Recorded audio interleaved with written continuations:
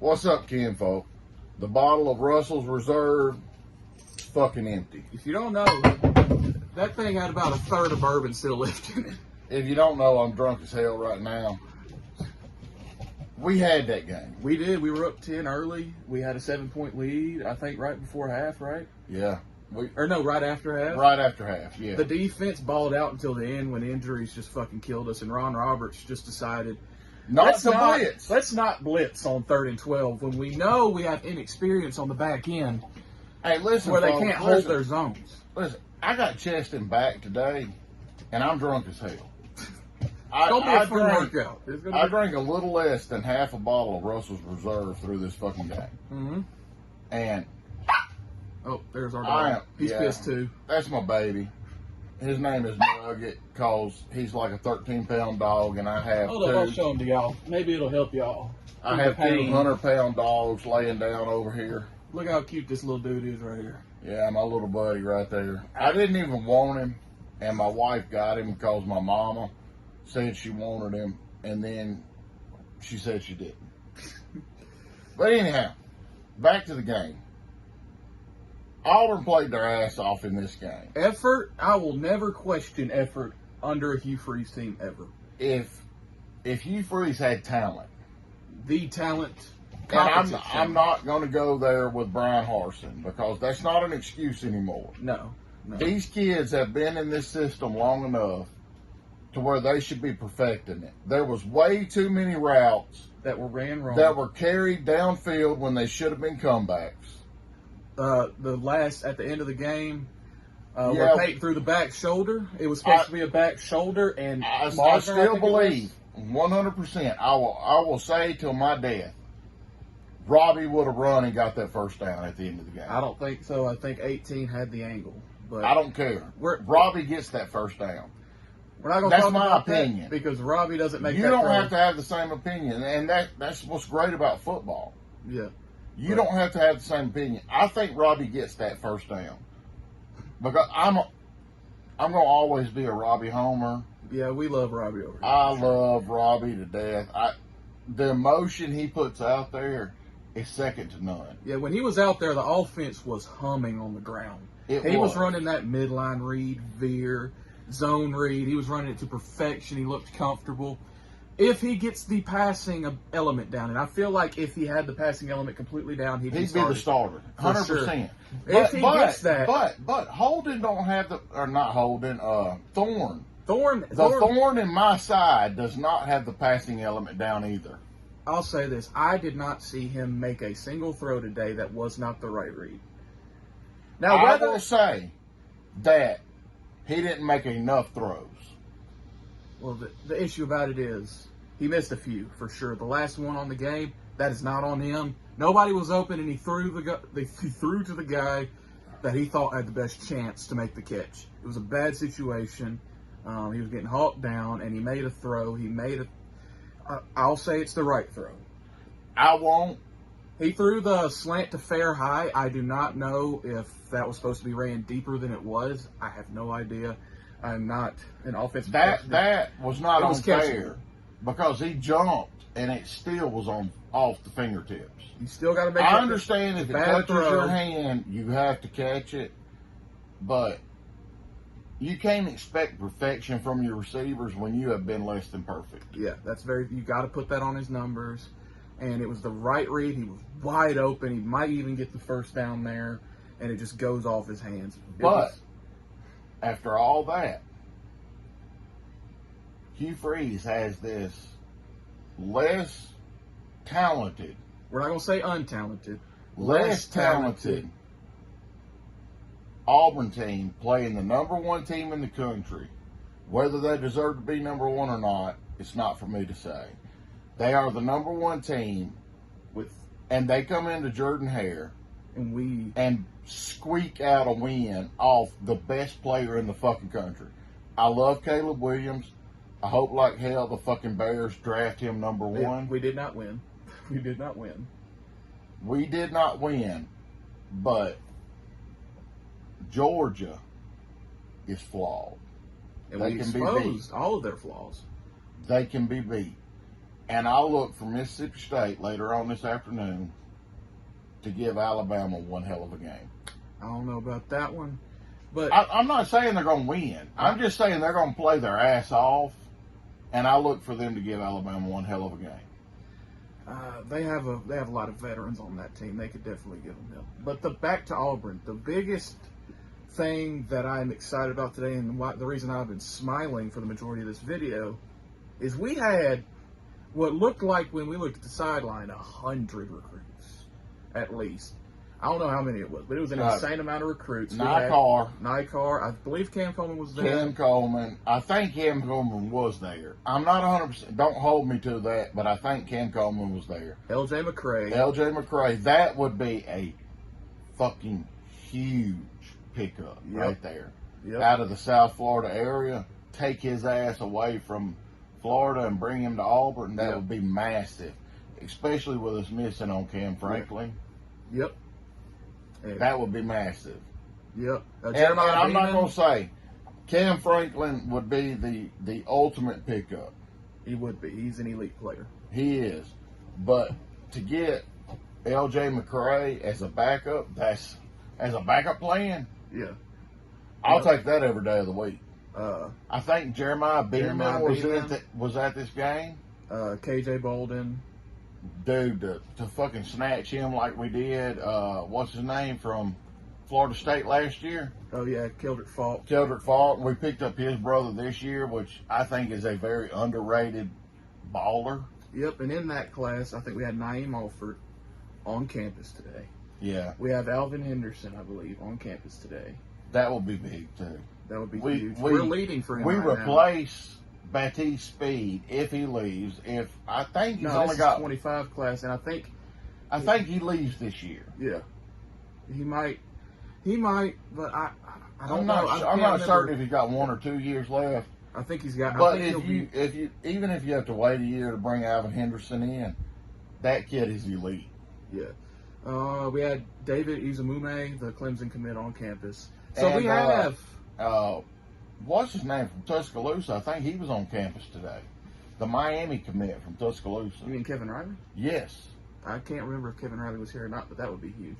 That would be massive to take him away from Miami. I think we have Izamume higher on our board, though.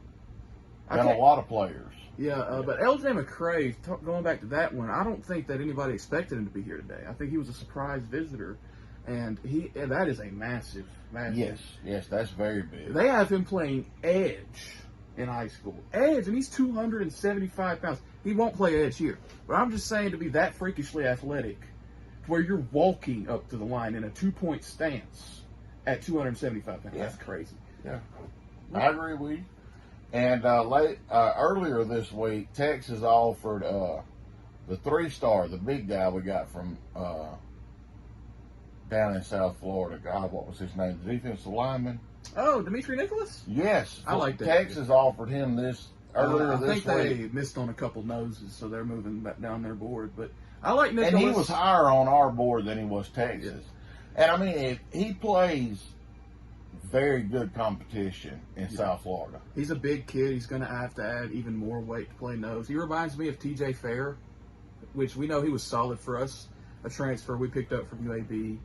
And just a hole plugger. That's all he needs to be. And that's it. We don't need him to be much more than that. Than take up, two blockers on the offensive line. Yeah, because we're bringing in him and T.J. Lindsey in this class. Right. We got to hold on to him because a lot of people are coming after him. Yeah, I can't remember if he was here today. And the kid Barber from Clay Chalkville. We need to hold on to him. He's raising up the rankings. T.J. Barber's been one of my favorite guys in this class for a while now.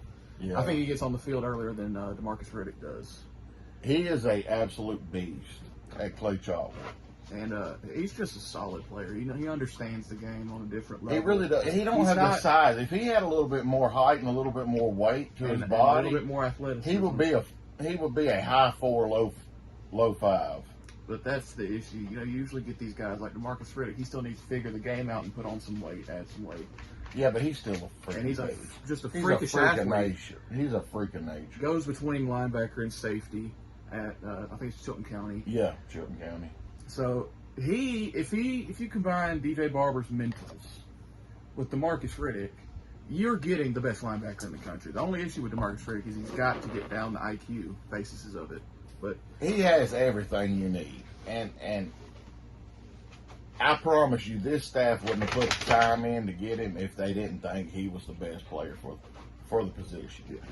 I think that we got DJ Barber and we got dogs walking around. I'm sorry for the sound quality. I don't know why they decide to wake up when we're doing our videos, but I think the reason we're not going heavy into Bradley Shaw or the other kid, the Simmons kid, is because we have two linebackers in this class that they have higher on their board than both Barber and Simmons. Yeah, and me personally, I didn't know much about the Clay Chalkville kid Barber.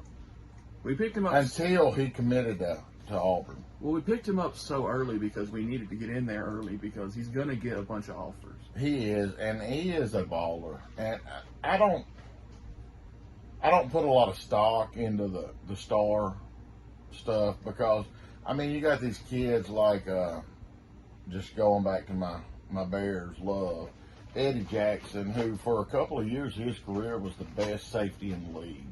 I think he was a pretty highly rated guy. No, he was three-star athlete. Really? He played both sides of the ball in high school. Oh, he came in. And I think he was from South Florida. Yeah, he came into Bama as a receiver, moved to corner, got burned, and then moved back to safety. Moved back to safety and wound up fourth round. Even playing like, I don't think he played like 2 or 3 games that season, broke his leg, and he still wound up being a 3rd, 4th round pick. And wound up being one of the best safeties playing. Another guy who was a lowly rated guy coming out of high school. That was my phone going off. I got a buddy I work with that's a huge Miami fan, and his son goes to Auburn, so he's paying attention to Auburn now. So he's a nice dude.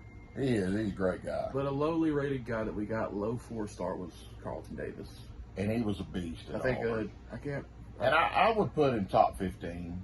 DBs in the league, top 15. And Denson was a 2-star. Roger McCreary, when we got his commitment, was a 2-star. Not saying that stars don't matter because I tried to buy into that shit when I was during the Harsin era, but it's very important. But you also have to identify these lowly rated guys to build your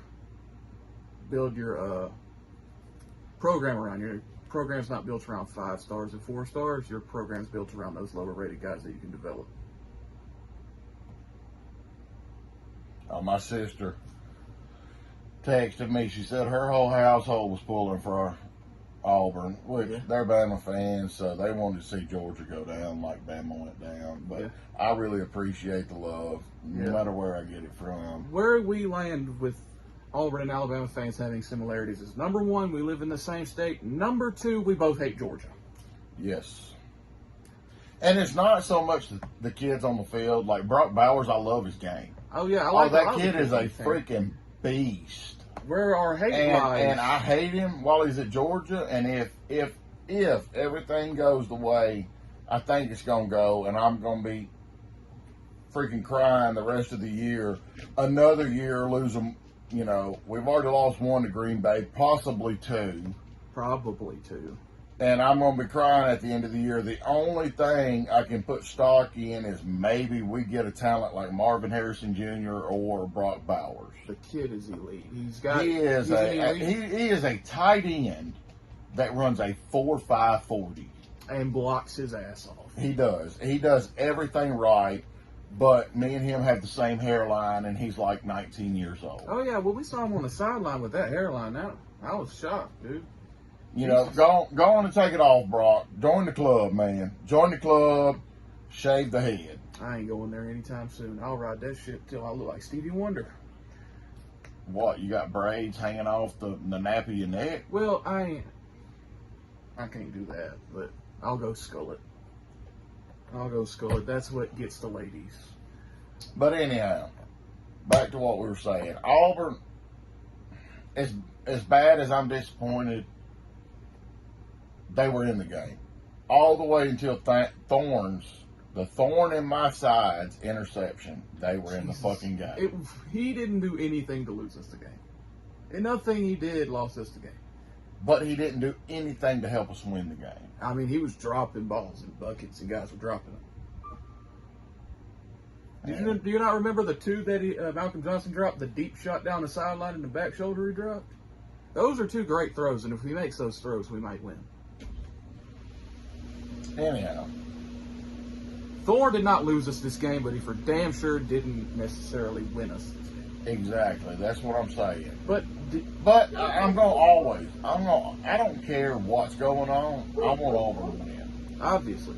But the thing about Thorne is when he came in, we knew he wasn't going to be Joe Burrow and lead us and win us games. That is not what he is. We have no quarterback on this roster that is right now capable of winning you a football game as the guy. What we have have three quarterbacks that are capable of possibly losing you the game, which is what he did throwing the pick at the end of the game. Where else do you want to go with the ball? I wanted Robbie in the game. Robbie on 4th and 9. They're going to send the house. Using them wheels, baby. If he's in the game, they spy him with a safety. Use them wheels. They drop back into a deep zone. I will take Robbie against a safety every day of the week. But it's not over Thorne's arm. He's drunk. That's why he's hating on Thorne right now. I'm not hating on Thorne lost us the game last week. He ain't lose this game this week. I will take Robbie's legs against a safety every day of the week over Thorne's arm. It's not just there's 10 other guys out there. Right, but you said they would have spied him with a safety. And I'll take that matchup. Okay, so you got a safety here. You got 18 here. What's he gonna do? He's bracketed. He's not the shiftiest dude on the field. He's juking one and running over another. Who has Robbie ever juked? He's a straight line speed guy. He's outrunning one and running over the other. All right, he's drunk. He's drunk as hell. I ain't denied that from the start of the damn video. This has not been a video of recapping Georgia, but this is just our instant reactions. The game just ended when we started this video. And the sound quality is ass. I'm sorry. It's terrible. Or damn eagle. That's all I know to say. Whenever you out there that is scared to death and thinking he was not the guy, every time you think that, you go look at our recruiting class and our visit list and wait until December. Because we were in a game with the #1 ranked team in the country, with one of the best defenses in the country. We ran for 200 yards. We were using RPOs. We threw for less than 100. We did throw for less than 100, but don't look at that if you're sad right now. Just look. Fairweather is likely back next year. I believe Batty is going to be back. Quez is probably going to be back. Dylan Wade might be back. Quez goes after the bullshit about him getting some snatch. Stop. I believe Fairweather is going to be back. Dylan Wade. And then we hit the portal for some new offensive linemen. And we have a defense coordinator who, when he's in his right mind, I don't know what was going on with him today. When he's in his right mind, he blitzes. Okay? I did love all the blitzes he drew up. On first and second Last down. drive for Georgia before they kneed 3 fucking times and killed us. Yeah. Should have blitzed on 3rd down. But just think about it. We were destroyed by injury today. And look at the future. This team plays like this today, we may get Alabama. Maybe, because Bama sure as hell don't got the defense Georgia got. And Bama sure as hell don't have a quarterback that can throw like Georgia's. When that sumbitch was given time, he tore us apart. Mm-hmm. He was surgical out there. But you said he was going to be more in the game plan this week? He was. We can see that. Not necessarily with the past tense, but you can see the RPOs. You can see the RPOs ramping up.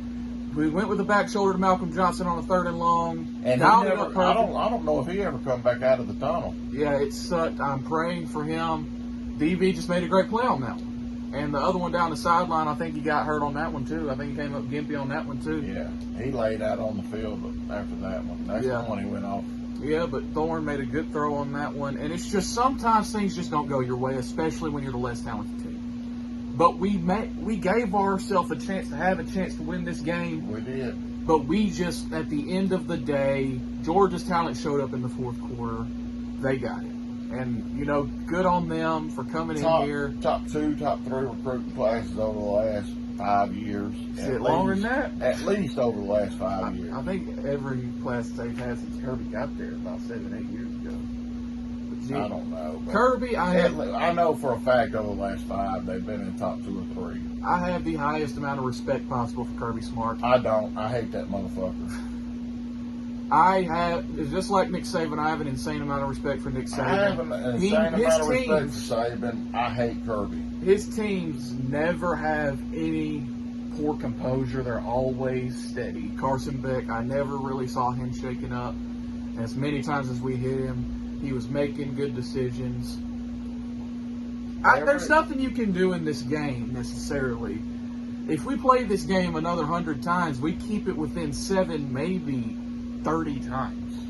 We played extremely well defensively for the most part. We played extremely well offensively for the most part. The offensive line did a great job. We haven't hit on that yet. This is a 20-minute video.